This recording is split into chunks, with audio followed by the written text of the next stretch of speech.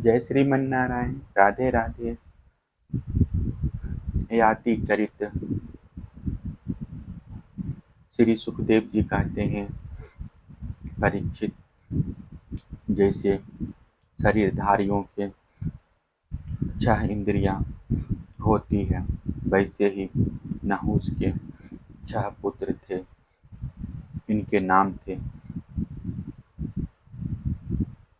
अति, अयाति, संयति, अयाति, वियति और कृति। नहुस अपने बड़े पुत्र यति को राज्य देना चाहते थे, परंतु उसने स्वीकार नहीं किया, क्योंकि वह राज्य पाने का परिणाम जानता था। राज्य एक ऐसी वस्तु है कि जो इसके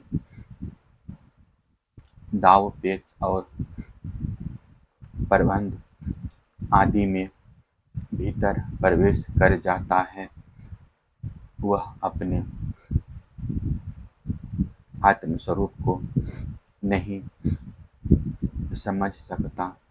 जब इंद्र पत्नी सची से सहवास करने की चेष्टा करने के कारण नहुस को ब्राह्मणों ने इंद्र पद से गिरा दिया और अजगर बना दिया, तब राजा के पद पर अयाति बैठे। अयाति ने अपने 4 छोटे भाइयों को 4 दिशाओं में नियुक्त कर दिया और स्वयं शुक्राचार्य की पुत्री देवयानी और दैत्यराज वृक्षपर्वा की पुत्री शर्मिष्ठा को पत्नी के रूप में स्वीकार करके पृथ्वी की रक्षा करने लगा। राजा परीक्षित ने पूछा, भगवान शुक्राचार्य जी तो ब्राह्मण थे और अयाति क्षत्रिय, फिर ब्राह्मण कन्या और क्षत्रिय वर का प्रतिलोम उल्टा विवाह कैसे हुआ? श्री सुखदेव जी ने कहा, राजन, दानवराज वृषपर्वा की एक बड़ी माननी कन्या थी। उसका नाम था शर्मिष्ठा। वह एक दिन अपनी गुरुपुत्री देवयानी और हजारों सखियों के साथ अपनी राजधानी के श्रेष्ठ उद्यान में टहल रही थी। उस उद्यान में सुंदर सुंदर पुष्पों से लदे हुए अनेकों वृक्ष थे। उसमें एक बड़ा ही सुंदर सरोवर था। सरोवर में कमल खिले हुए थे और उन पर बड़े ही मधुर स्वर से भौरे गुंजार कर रहे थे। उसकी ध्वनि से सरोवर का तट गूंज रहा था। जलाशय के पास पहुंचने पर उन सुंदरी कन्याओं ने अपने अपने वस्त्र तो घाट पर रख दिए और उस तालाब में प्रवेश करके वे एक दूसरे पर जल उलीच कर कीड़ा करने लगे। उसी समय उधर से पार्वती जी के साथ बैल पर चढ़े हुए भगवान शंकर आ निकले। उनको देखकर सबकी सब कन्याएं सकुचा गई और उन्होंने झटपट सरोवर से निकलकर अपने अपने वस्त्र पहन लिए। शीघ्रता के कारण शर्मिष्ठा ने अनजाने में देवयानी के वस्त्र को अपना समझकर पहन लिया। इस पर देवयानी क्रोध के मारे आग बबूला हो गई। उसने कहा, अरे देखो तो सही, इस दासी ने कितना अनुचित काम कर डाला। राम राम, जैसे कुतिया यज्ञ का हविष्य उठा ले जाए वैसे ही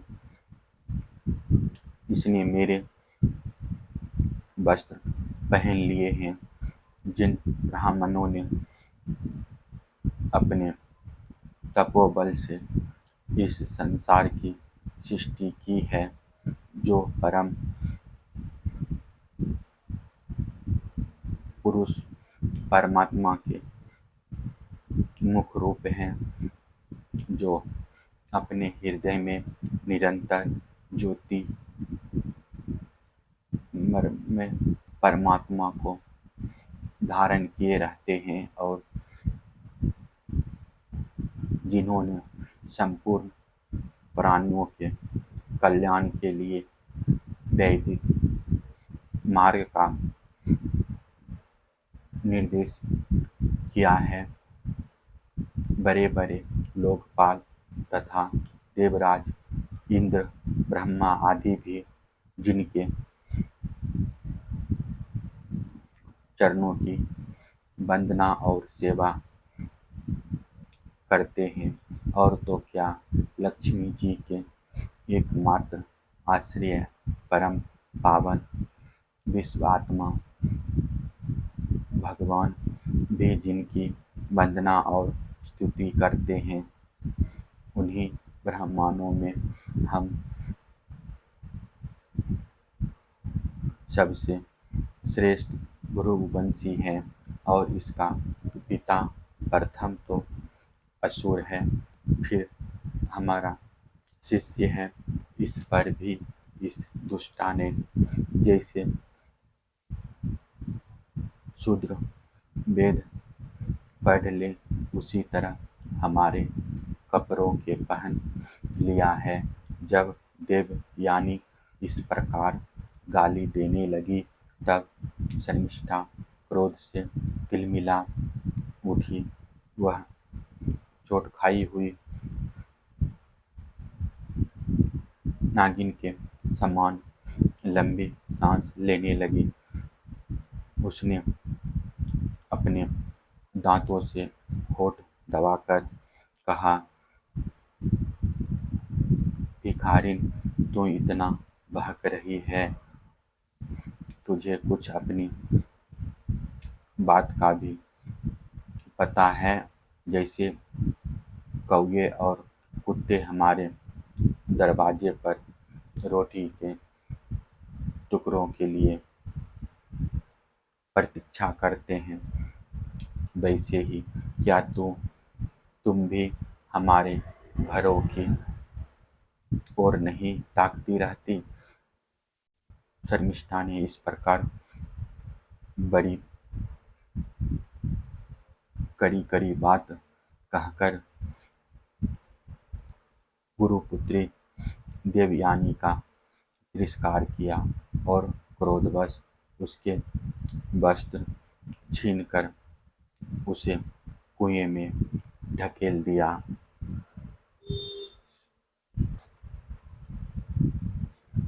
शर्मिष्ठा के चले जाने के बाद संयोगवश शिकार खेलते हुए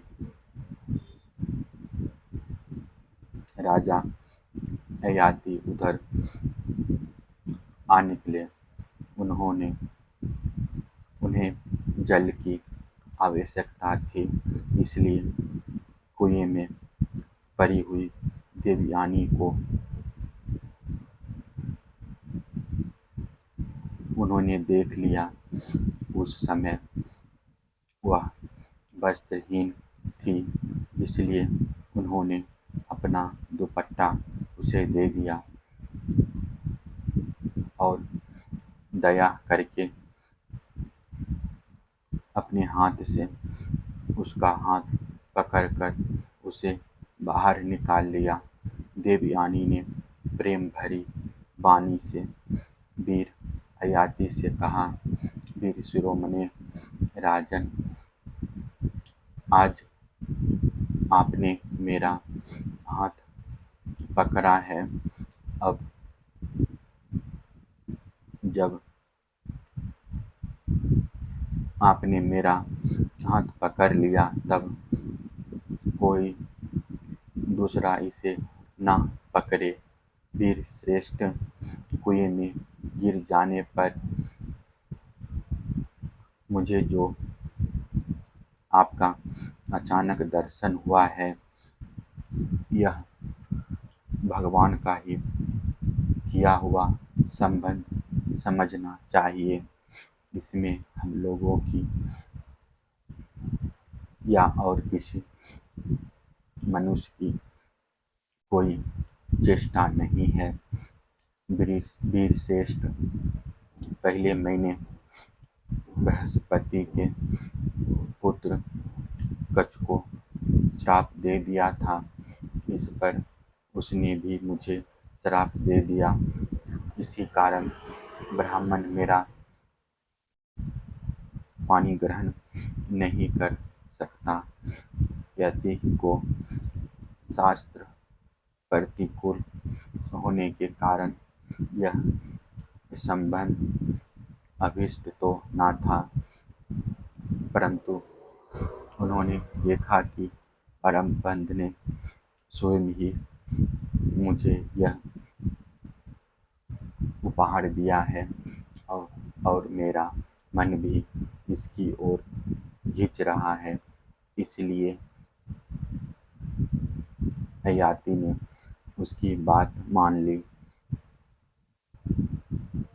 वीर राजा ययाति जब चले गए, तब देवयानी रोती पीटती अपने पिता शुक्राचार्य के पास पहुंची और शर्मिष्ठा ने जो कुछ किया था वह सब उन्हें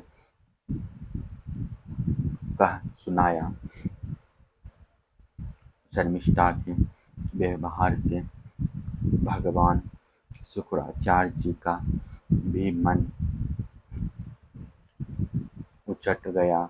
वे पुरोहिताई की निंदा करने लगे।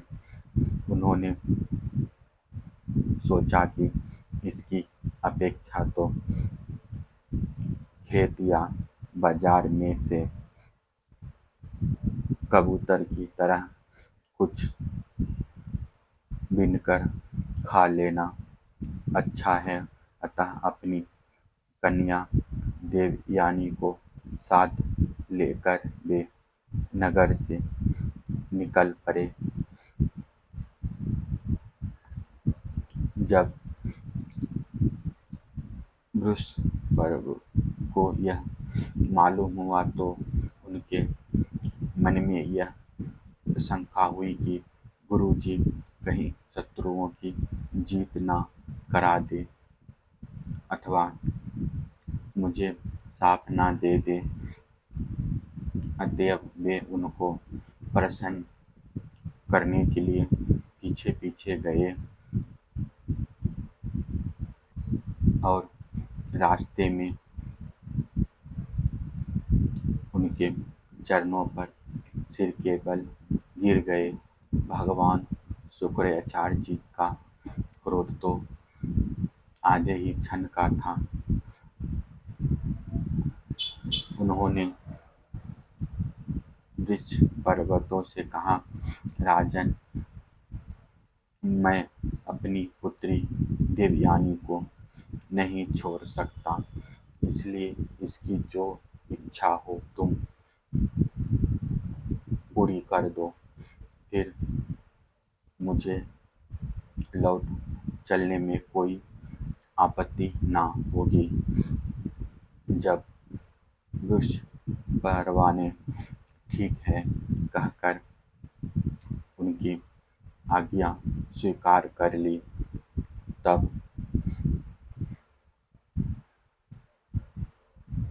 देवयानी ने अपने मन की बात कही। उसने कहा, पिताजी, मुझे जिस किसी को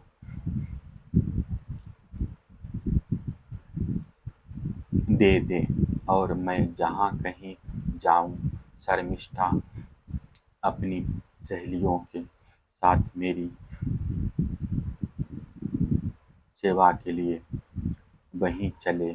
शर्मिष्ठा ने अपने परिवार वालों का संकट और उनके कार्य का गौरव देखकर देवयानी की बात स्वीकार कर ली। वह अपनी 1000 सहेलियों के साथ दासी के समान उसी की सेवा करने लगी। शुक्राचार्य जी ने देवयानी का विवाह राजा ययाति के साथ कर दिया और शर्मिष्ठा को दासी के रूप में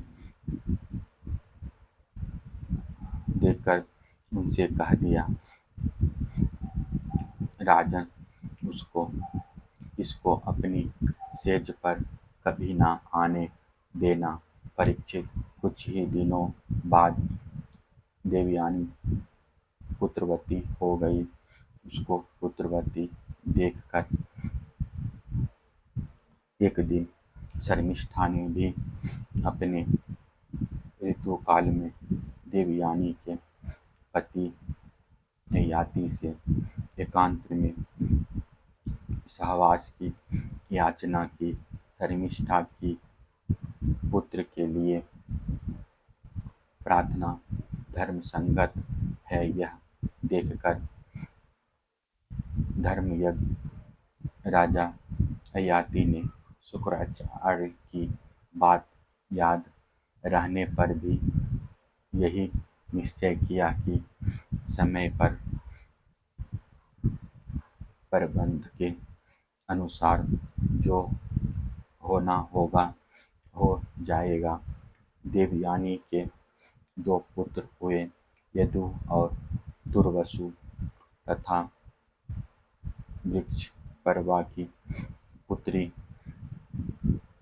शर्मिष्ठा के 3 पुत्र हुए, दुर्हा, अनु और पुरु। जब माननी देवयानी को यह मालूम हुआ कि शर्मिष्ठा को भी मेरे पति के द्वारा ही गर्भ रहा था, तब वह क्रोध से बेसुध होकर अपने पिता के घर चली गई।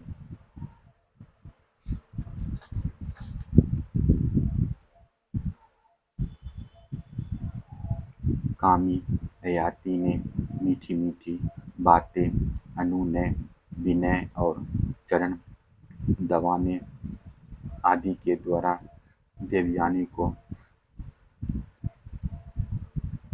मनाने की चेष्टा की।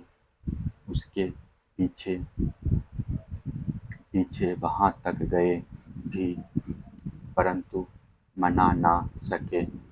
शुक्राचार्य जी ने भी क्रोध में भरकर ययाति से कहा, तू अत्यंत स्त्री लंपट, मंदबुद्धि और झूठा है। जा, तेरी शरीर में वह बुढ़ापा आ जाए जो मनुष्य को कुरूप कर देता है। ययाति ने कहा, ब्राह्मण आपकी पुत्री के साथ विषय भोग करते करते अभी मेरी तृप्ति नहीं हुई है। इस श्राप से तो आपकी पुत्री का भी अनिष्ट ही होगा। इस पर शुक्राचार्य जी ने कहा, अच्छा जाओ, जो प्रसन्नता से तुम्हें अपनी जवानी दे दे, उससे अपना बुढ़ापा बदल लो। शुक्राचार्य जी ने जब ऐसी व्यवस्था दे दी तब अपनी राजधानी में आकर ययाति ने अपने बड़े पुत्र यदु से कहा,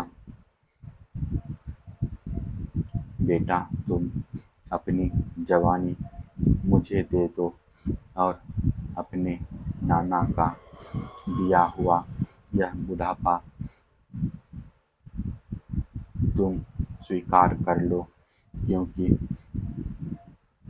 मेरे प्यारे पुत्र, मैं अभी विषय से तृप्त नहीं हुआ हूँ, इसलिए तुम्हारी आयु लेकर मैं कुछ वर्षों तक और आनंद भोगूंगा। यदु ने कहा, पिताजी, बिना समय के ही प्राप्त हुआ आपका बुढ़ापा लेकर तो मैं जीना भी नहीं चाहता, क्योंकि कोई भी मनुष्य जब तक विषय सुख का अनुभव नहीं कर लेता तब तक उससे वैराग नहीं होता। परीक्षित, इसी प्रकार दुर्वासु, बृहस्पति और अनु ने भी पिता की आज्ञा अस्वीकार कर दी। सच पूछो तो उन पुत्रों को धर्म का तत्व मालूम नहीं था। वे इस अनित्य शरीर को ही नित्य माने बैठे थे। अब ययाति ने अवस्था में सबसे छोटे किंतु गुणों में बड़े अपने पुत्र पुरु को बुलाकर पूछा और कहा, बेटा, अपने बड़े भाइयों के समान तुम्हें तो मेरी बात नहीं टालनी चाहिए। पुरु ने कहा, पिताजी, पिता की कृपा से मनुष्य को परम पद की प्राप्ति हो सकती है। वास्तव में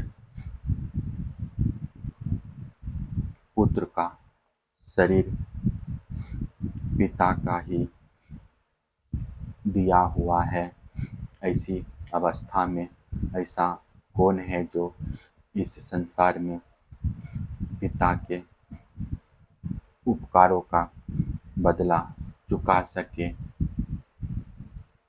उत्तम पुत्र तो वह है जो पिता के मन की बात बिना कहे ही कर दे। कहने पर श्रद्धा के साथ आज्ञा पालन करने वाले पुत्र को मध्यम कहते हैं। जो आज्ञा प्राप्त होने पर भी अश्रद्धा से उसका पालन करे वह अधम पुत्र है, और जो किसी प्रकार भी पिता की आज्ञा का पालन नहीं करता उसको तो पुत्र कहना ही भूल है, वह तो पिता का मलमूत्र ही है।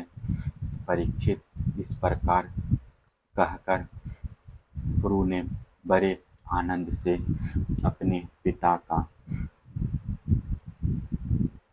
बुढ़ापा स्वीकार कर लिया। राजा ययाति भी उसकी जवानी लेकर पूर्ववत विषयों का सेवन करने लगे। वे सातों द्वीपों के एक छंद सम्राट थे। पिता के समान भली भांति प्रजा का पालन करते थे। उनकी इंद्रियों में पूरी शक्ति थी और वे यथावसर यथा प्राप्त विषयों का अच्छंद उपयोग करते थे। देवयानी उनकी प्रियतमा पत्नी थी। वह अपने प्रियतम ययाति को अपने मन, वाणी, शरीर और वस्तुओं के द्वारा दिन दिन और भी प्रसन्न करने लगी और एकांत में सुख देने लगी। राजा ययाति ने समस्त वेदों के प्रतिपाद सर्वदेव स्वरूप यज्ञ पुरुष भगवान श्री हरि का बहुत से बड़ी बड़ी दक्षिणा वाले यज्ञों से यजन किया। जैसे आकाश में दल के दल बादल दिखते हैं और कभी नहीं भी दिखते, वैसे ही परमात्मा के स्वरूप में यह जगत स्वप्न, माया और मनोराज्य के समान कल्पित है। यह कभी अनेक नाम और रूपों के रूप में प्रतीत होता है और कभी नहीं भी। वे परमात्मा सबके हृदय में विराजमान है। उनका स्वरूप सूक्ष्म से भी सूक्ष्म है।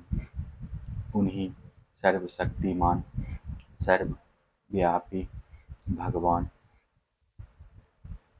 श्री नारायण को अपने हृदय में स्थापित करके राजा ययाति ने निष्काम भाव से उनका यजन किया।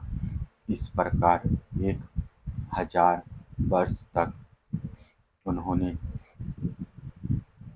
अपनी उच्छाखबल इंद्रियों के साथ मन को जोड़कर उसके प्रिय विषयों को भोगा, परंतु इतने पर भी चक्रवर्ती सम्राट ययाति की भोगों से तृप्ति न हो सकी।